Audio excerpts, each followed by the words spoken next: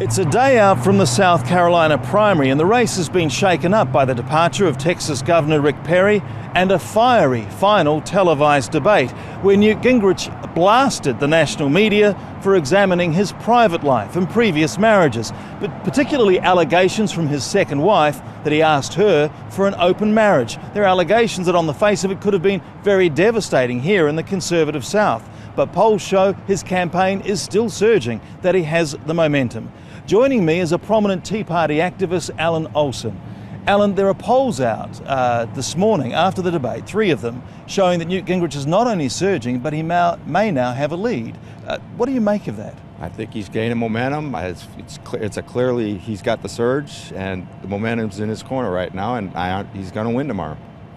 You seem very certain of that, but just before we move on to whether he wins tomorrow, it's surprising to an outsider like me here in the conservative South that these sorts of issues can be passed off so easily. Well, all these allegations have happened about a decade ago, and they've already been out in the public, and they've been hashed over and rehashed over, and these are all old allegations. This is the conservative South, and there's a lot of Christians down here, and forgiveness is one of the Christian strong points. And Newt Gingrich, he's admitted his mistakes, and he's been, in my opinion, he's been forgiven, and he's reaping the benefits of that. Now, you're a prominent Tea Party activist. The Tea Party crowd are known for railing against big government, against Washington. Newt Gingrich worked in Washington for 30 years. He's kind of the quintessential insider. Sure he did, but when he was in there, you have to look at his record and what he got accomplished. And one of the things he did as Speaker of the House, he balanced the federal budget 4 years in a row. And one of the things I like about Newt Gingrich is that the insiders, his own party, forced him out of office. So in essence, it kind of made him an outsider. What about the temperament question, that he doesn't have the temperament to be president? That's hogwash. We need a president that's going to stand firm on his beliefs and get things done, and temperament is just part of it. How important is it that he's from Georgia, also the South? I think that's crucial.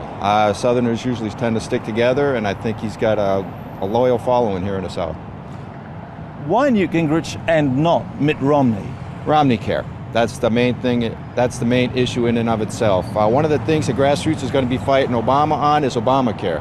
If Romney gets the nomination, that's going to take our key issue away from us, because he can't fight Romney. I mean, he can't fight Obama on Obamacare if he's basically did the same process in himself.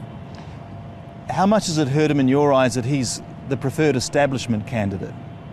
It's frustrating, very frustrating, because he's quote unquote the anointed one, and it's just frustrating to see everybody just overlooking all the other candidates and propping him up on a pedestal when he clearly does not share our core values. What happens for Tea Party people like you here in South Carolina next November if Mitt Romney does go on to claim the party's nomination? If that happens, we'll probably have to hold our noses to pull the lever, but as long as there's a primary, we're going to fight to make sure he's not the nominee. And how do you judge the local campaign? You're helping out on the Newt Gingrich campaign here locally.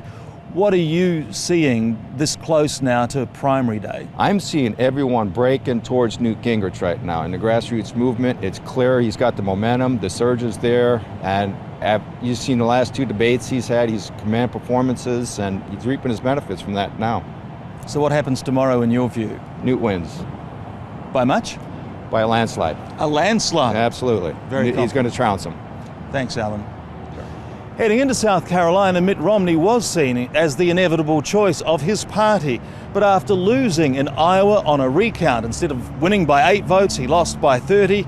And with his lead eroding here in South Carolina, suddenly the Republican frontrunner's hold on that frontrunner status seems fragile.